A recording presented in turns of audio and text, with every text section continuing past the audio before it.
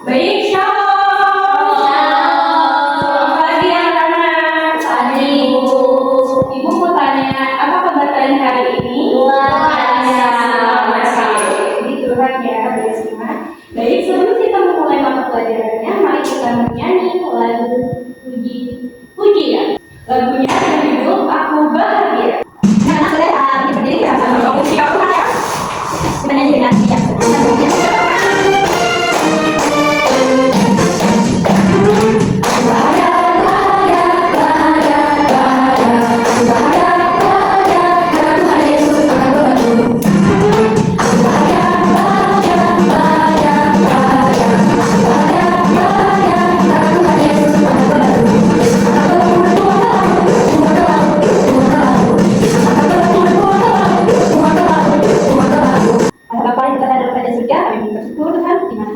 Dipertemukan di kelas ini pada minggu ini untuk memulai pembelajaran kami. Biasanya kami akan pembelajaran kami yang jelas, semoga apa yang disampaikan oleh Ibu Guru nanti dapat didengar dan dipahami. Doa ujian kami juga. Terima kasih Haleluya. Silakan sedikit. Oke. Sebelum kita masuk ke pembelajaran, Ibu mau bertanya, pernahkah anak-anak melihat teman atau anak-anak sendiri yang mengalami perundungan atau bullying? Pernah Ibu. Nah, terus bagaimana perasaanmu ketika melihat temanmu atau kamu sendiri yang diperlakukan dengan tidak baik? Aku pernah dibully, Bu. Aku dibilang pendek. Terus aku sakit hati, aku sedih, aku nggak mau lagi berteman sama mereka karena mereka terus aku. Sekali ya. Oke, nah kita masuk ke pembelajaran kita, yaitu perundungan atau bullying. Jadi anak-anak, pengertian bullying atau perundungan itu, bullying merupakan tindakan menyakiti orang lain yang dilakukan secara sengaja. Berarti tidak dilakukan dengan tidak sengaja ya. Dan terdapat ketidakseimbangan kekuatan antara pelaku dan korban. Bullying berupa perilaku agresif yang dilakukan secara berulang-ulang terhadap seseorang yang lebih lemah, baik secara fisik maupun psikisnya. Jenis-jenis bullying itu terdapat kedua. Yang pertama, bullying fisik seperti memukul, menendang, mendorong, dan merusak barang. Lalu yang kedua, bullying verbal, yaitu mengejek, memberi julukan buruk, mungkin berupa nama atau segala julukan yang sangat tidak pantas. Lalu yang ketiga, menghina, dan yang keempat berupa ancaman. Masuk yang ketiga yaitu bullying sosial. Yang pertama, mengucilkan teman. Ingat ya, kita kayak mengucilkan teman itu termasuk bullying ya. Dan yang kedua, tidak mengajak teman bermain. Dengan tanpa disengaja, kamu dengan pilih-pilih teman atau kamu nggak mau berteman sama orang, itu termasuk bullying ya. Yang ketiga, menyebarkan gosip. Dan yang keempat, cyberbullying, yaitu menghina melalui media sosial, menyebarkan foto tanpa izin, komentar yang menyakitkan. Itu adalah termasuk jenis-jenis bullying. Adapun yang menjadi penyebab bullying, ada beberapa faktor penyebabnya, yaitu yang pertama, adanya kurang perhatian dari orang tua, keluarga, dan lingkungan sekitarnya, dan juga lingkungan juga bisa menentukan pergaulan yang positif maupun negatif. Dan ini dianggap hebat oleh teman berupa pujian atau validasi mungkin. Dan yang keempat, pernah menjadi korban bullying. Itu merupakan sesuatu hal yang sangat tidak mengenakan anak-anak, di mana korban akan merasa trauma yang sangat mendalam, mungkin rasa kepercayaan dirinya itu semakin kurang, dan dia tidak mudah bergaul dengan teman-teman sebayanya. Lalu kurangnya pendidikan karakter. Pendidikan karakter itu penting untuk membentuk karakter tiap-tiap anak untuk menjadi pribadi yang lebih baik, dan anak bisa menentukan mana perbuatan yang baik dan mana perbuatan yang buruk, mana yang harus kita lakukan, mana yang harus kita jauhkan. Dan juga pengaruh media sosial. Jangan salah, media sosial itu juga bisa memberikan dampak positif maupun dampak negatif. Positifnya mungkin bisa berupa sesuatu hal yang membuat kita senang atau bahagia. Jika negatifnya mungkin berupa sindiran keras atau kata-kata yang kurang mengenakan seperti kata-kata toksik, pergaulan yang sangat membebaskan. Adapun dampak bullying yang paling pertama, dampak bagi korban, bagi si yang kena bullying. Yang pertama itu korban menjadi takut datang ke sekolah. Yang kedua, minder dan kurang percaya diri. Tiga, itu berpengaruh ke prestasi si yang kena dampak tuh prestasinya menurun. Yang keempat, cemas dan stres. Sering kali orang yang bullying itu dia tuh merasa dirinya tuh hebat gitu, nggak mau disalahin, dia merasa dirinya tuh paling benar. Habis itu dia empatinya sama orang tuh nggak ada gitu, jadi dia kalau melihat orang kesulitan dia tuh biasa aja gitu. Oleh dia sudah tertanam di dalam dirinya sifatnya peduli amat sama orang, bodoh amat sama orang. Itulah dampak bullying dan bagi pelaku dan bagi korban. Oke, udah anak, kita menyaksikan video tentang perundungan bullying yang terjadi di lingkungan sekolah. Mari kita saksikan secara bersama.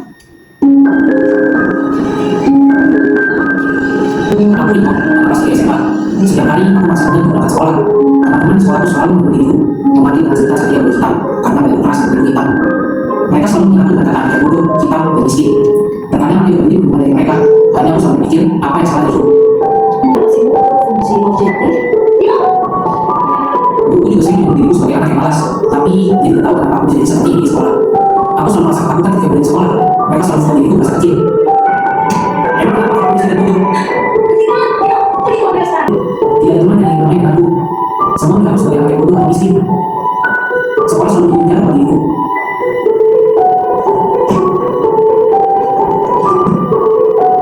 Aku selalu menunggu dan menangis ketika sampai rumah, dan selalu bertanya kenapa aku berada seperti ini. Di sosial media pun, mereka menganggap sebagai anak yang mampu. Hidupku sudah tidak berguna.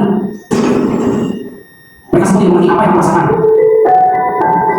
Sebelumnya dari siswa, mereka mengerjakan kepada hal siswa. Nah, kita masuk ke strategi problem solving dalam mengatasi bullying. Nah, yang pertama kita mengidentifikasi masalah, mengetahui siapa yang terlibat dan bagaimana bentuk bullying terjadi. Yang kedua, mengumpulkan informasi dengan mendengarkan korban atau pelaku dan guru sebagai yang saksi. Yang ketiga, menentukan solusi, yaitu mencari penyelesaian yang adil tanpa menyalahkan salah satu pihak secara sepihak. Melaksanakan solusi, melakukan mediasi, pendampingan dan pembinaan. Dan yang kelima, melaksanakan solusi dengan memastikan tidak terjadi kembali pada anak-anak yang lain berikutnya lagi. Anak-anak, jadi ini dia berupa penanganan bullying berdasarkan ajaran Alkitab. Misalnya, firman Tuhan mengajarkan kita kasih, yaitu mengasihi manusia dalam kitab Injil Matius pasal yang ke-22 ayat yang ke-39 yang berbunyi demikian, kasihilah sesamamu manusia seperti dirimu sendiri. Yaitu dimana artinya kita harus menghargai teman atau sesama dengan tidak menyakiti orang lain, tidak menyakiti perasaannya. Kita harus saling mengasihi, yaitu kita belajar untuk menghargai mereka dan tidak memperlakukan mereka dengan perbuatan yang menyakitkan sehingga menimbulkan trauma itu bisa ada di dalam kehidupannya.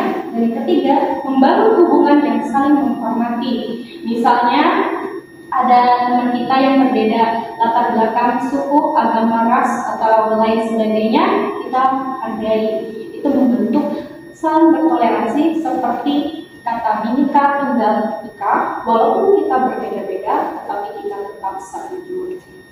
Jika kasih dapat diterapkan, maka bullying mungkin akan berkurang karena setiap siswa belajar dan juga siswa saling menghargai dan menghormati sesamanya.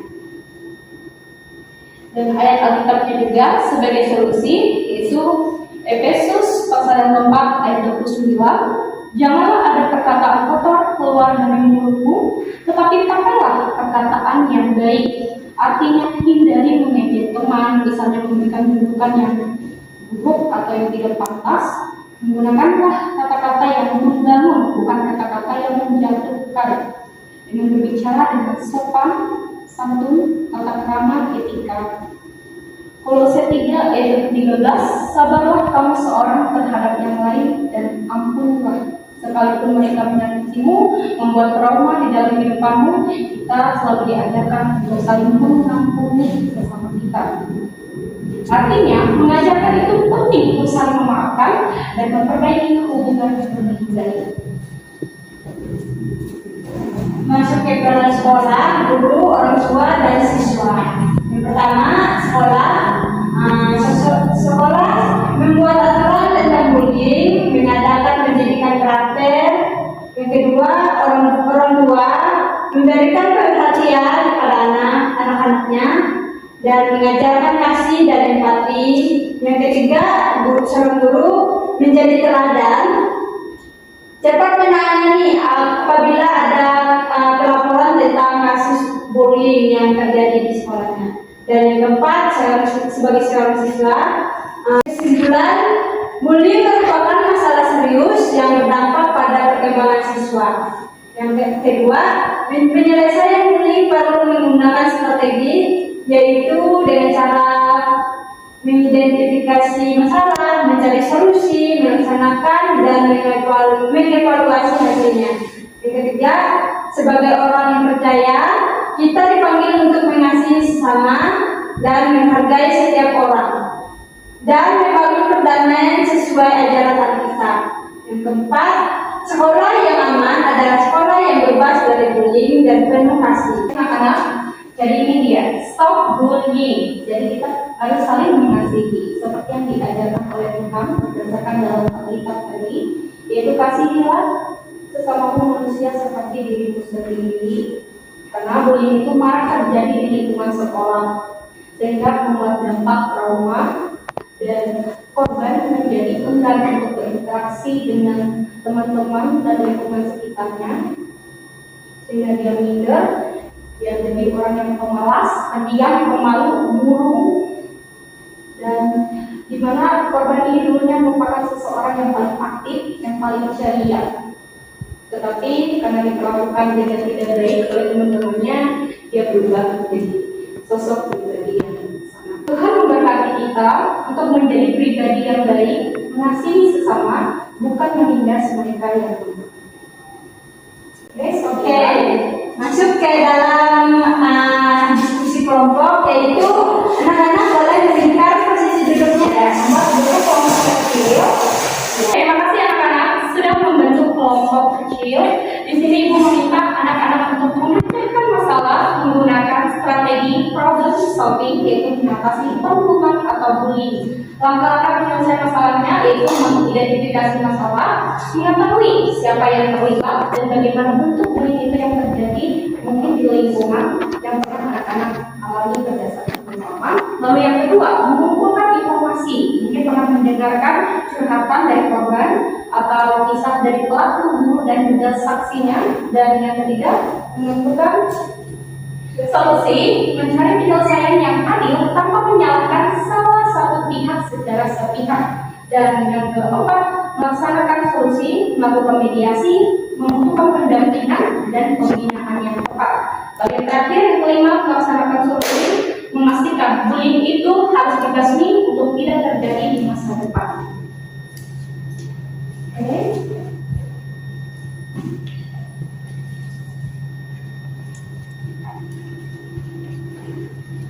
Silakan berdiskusi dengan baik, dimulai dari sekarang. Pertanyaan pertama, bagaimana perasaanmu ketika melihat temanmu dibully? Gimana perasaan kalian ketika melihat teman kalian dibully? Kalau menurut saya, perasaan saya ketika melihat seseorang yang kena bully, pastinya saya merasa prihatin pada seseorang yang kena bully itu. Mengingat kayak dibully itu tidak nyaman, dikatain jelek, apa dan lain-lain, pasti membuat perasaan dia sakit hati. Kita yang melihatnya aja sakit hati, apalagi dia yang merasakan bully itu secara langsung. Menurut Vera gimana? Gimana perasaanmu? Oke, gimana perasaan saya melihat teman dibully? Perasaan saya kasihan, karena saya pernah berada di posisi itu. Yang dibully itu rasanya jadi sedih, takut, dan juga merasa diri paling buruk dari yang lainnya. Dan menurut saya bagaimana cara mencegah agar perundungan itu tidak terjadi lagi. Menurut saya yang membuli ini harus di apa ya, di konseling dan harus diberi arahan dari guru BK supaya dia tidak mengulangi pembulian, karena orang yang membuli biasanya tidak hanya membuli satu orang tapi membuli banyak orang, dan tindakan pelaku itu salah. Kalau menurut kita, kalau misalnya melihat teman-teman ini rasanya sedih, karena seperti yang kakak bilang tadi, kita tuh harus saling mengasihi satu sama lain. Jadi kalau melihat teman dibully, aku akan coba untuk membantu teman keluarga dan perundungan. Oke. Lanjut, yang pertanyaan nomor 2, bagaimana cara mencegah agar perundungan seperti itu tidak terjadi lagi di masa depan, terutama di lingkungan sekolah? Bagaimana menurut kalian cara mencegahnya? Boleh kok mengulas lebih dari saya.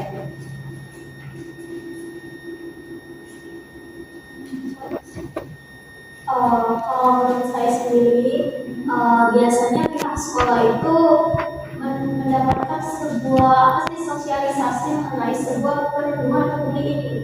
Dan dulu kami pernah dapat waktu SMK itu dari pihak yang berupa dari pemerintahan itu yang langsung menyampaikan sendiri ke pihak sekolah. Jadi kami semua itu dikumpulkan di satu lapangan itu, dan nanti ada arahan dari yang pemerintah yang bertugas itu untuk mensosialisasikan bahwa bullying itu seperti ini, dan mereka itu menyampaikan seperti bagaimana caranya agar perundungan seperti itu tidak terjadi. Yaitu ketika kita melihat perundungan ini terjadi pada seseorang, kita bisa melaporkannya ke pihak mereka yang membantu adanya perundungan, atau ke pihak mereka dulu. Saling mengasihi sesama kita di lingkungan sekolah dengan tidak menindas atau memperlakukan mereka main fisik dengan tidak baik, misalnya memukul, mendorong, mengejek, menghina, dan lain sebagainya. Pokoknya hal-hal perundungan atau bullying ini jangan sampai terjadi lagi di masa depan, supaya pelakunya ini tidak merajalela dan tidak adanya tambahan korban-korban lain, korban bullying lah, dan seperti apapun itu, sehingga mental terkuras menjadi yang awalnya ceria tiba-tiba berubah menjadi seseorang yang pemalu, pendiam, dan sering menyendiri. Kalau ya, nak pernah ya, yang oke, it's okay nah, ibu juga pernah diperlakukan tidak layak sebagai manusiawi hanya karena fisik. Tetapi kita sebagai orang Kristen, kita harus belajar untuk saling memaafkan, mengampuni, dan mengasihi, meskipun itu sangat terngiang-ngiang dalam kehidupan kita, dengan menjadikan ini semua sebagai pelajaran di dalam kehidupan. Tapi juga bukan berarti mengajarkan kita untuk melakukan pembulian atau balas dendam terhadap orang itu. Ampuni, kasihi, maafkan dia. Oke, sekian dari pembahasan kita mengenai bullying. Kita tutup kelas kita dengan doa. Bapak, kami sudah menyelesaikan pembelajaran kami dengan kami bahas bullying. Apapun yang depannya, semoga kasus bullying di mana-mana bisa teratasi, bisa tidak ada lagi yang mengalami kasus ini, di mana kami dari anak-anakmu bisa menjadi yang dibanggakan menjadi anak yang taat pada aturan dan seperti yang belajar dari hal dan lain-lain. Terima kasih. Inilah doa dan dukungan kami hanya dalam Yesus Kristus. Kami bersyukur. Haleluya.